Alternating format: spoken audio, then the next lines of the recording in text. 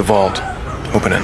We can't. The branch manager's not here. I am robbing this bank, but after getting the $500,000, I wasn't in a hurry to leave. Instead, I deliberately started chatting with the bank teller. A large number of police officers quickly surrounded the bank. I raised my hands very calmly. There was not a single trace of panic.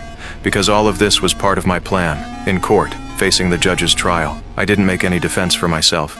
This completely baffled my good friend and lawyer, Veronica. I am a structural expert at one of the world's top architectural design firms. I am very wealthy. She couldn't understand why I would go rob a bank, but I just didn't want to get her involved in this matter. Finally, the judge sentenced me to 10 years in prison for armed robbery. I would be sent to serve my time at the maximum security Fox River State Penitentiary.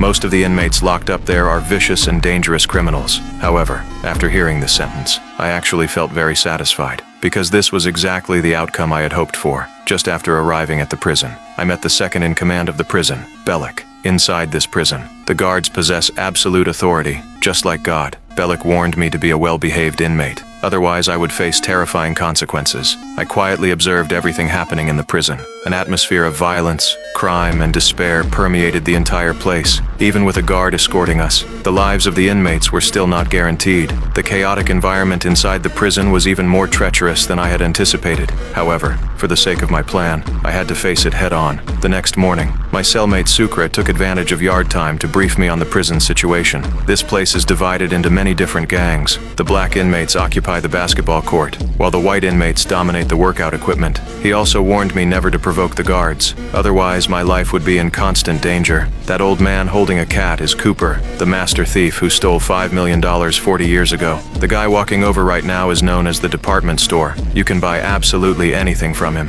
Sukra was introducing everything with great enthusiasm, but my attention was not on any of these things. I asked if they knew a guy named Lincoln. Sukra told me that Lincoln is the most dangerous inmate in the prison. Not long ago, he assassinated the vice president's brother. He is scheduled to be executed by the electric chair in 35 days. Sukra specifically warned me not to have any contact with Lincoln. Otherwise, my life would be in danger. But my answer instantly threw him into a panic.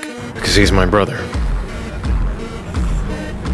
We were abandoned by our parents when we were little. My older brother Lincoln took on the responsibilities of a father. He earned money to support the family and pay for my college education. I firmly believe that he was framed by someone. My purpose for deliberately going to prison this time is to break my brother Lincoln out.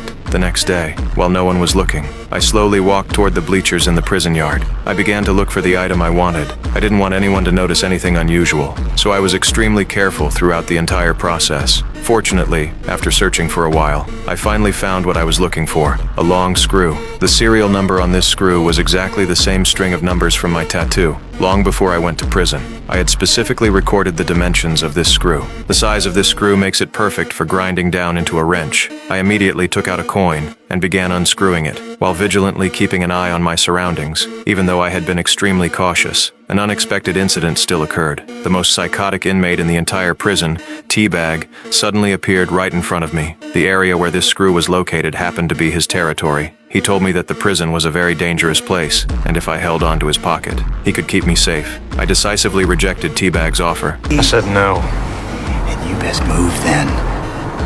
Now.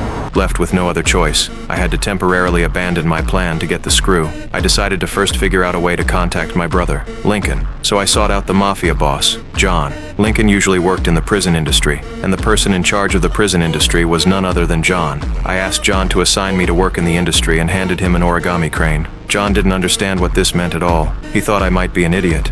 So his henchman immediately stood up and chased me away. I told him that he would definitely come looking for me again. Then I calmly turned around and walked away. The next day, the mafia boss, John, received a phone call from his subordinates outside the prison. They had received a letter. Inside was a photograph. The person in the photo was exactly the target John had been looking for. That man held evidence of John's crimes. John had always wanted to eliminate him. At the same time, they also found an origami crane inside the envelope. Upon hearing about the origami crane, John suddenly remembered me. He instantly realized that I must have arranged for someone to mail this letter. That afternoon, John had a guard deliver a work pass for the prison industry. I finally saw my brother, Lincoln. Lincoln was extremely angry. He couldn't understand why I had gotten myself thrown into prison. I immediately told him everything about my prison break plan. Getting outside these walls, that's just the beginning. You're gonna need money. I looked over at John and Cooper nearby. I had already planned all of this out in advance. John has a private jet that can take us far away. Cooper has $5 million.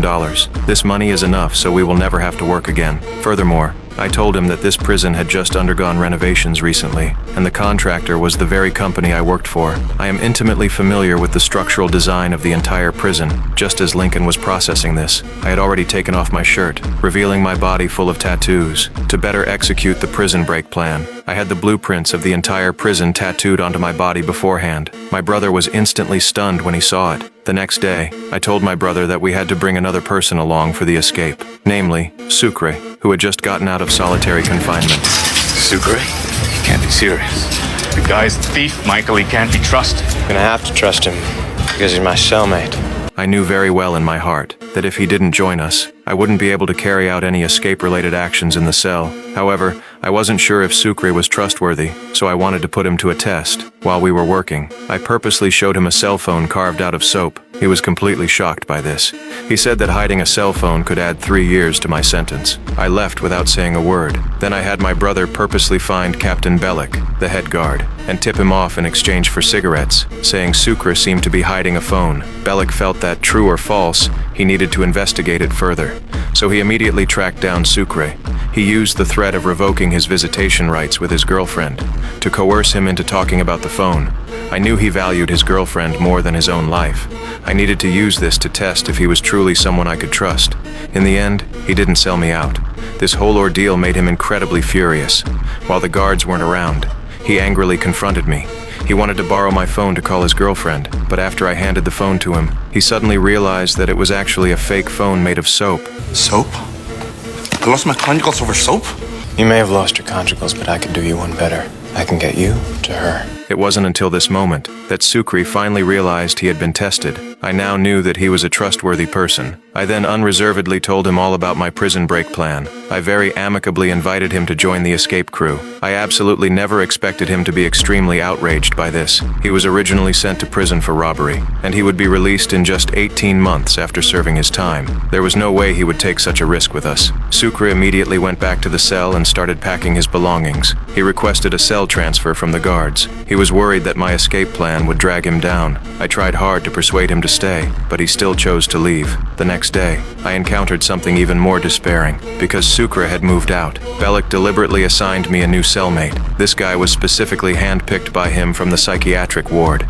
You got a problem with that? Because if you do, please, feel free to drop it in my suggestion box here. I felt an overwhelming sense of despair. The so-called suggestion box was just the toilet. This undoubtedly showed Bellick's attitude. Even with all my dissatisfaction, I could only endure it in silence, looking at the terrifying and bizarre gaze of my new cellmate. I had no choice but to accept all of this. The time finally came to late at night. The cell was so quiet that only the sound of breathing could be heard. This was the perfect opportunity to make a move. I carefully took out the screw. Just as I was about to dismantle the toilet, I suddenly noticed that something wasn't right. When I turned my head around, I suddenly realized that the psychiatric cellmate was staring dead at me. What's your problem? I got a neuroanatomic lesion affecting my reticular activating system. What does that mean? It means I don't sleep at all. Facing this monster who never needs to sleep, my prison break plan was completely thrown into chaos.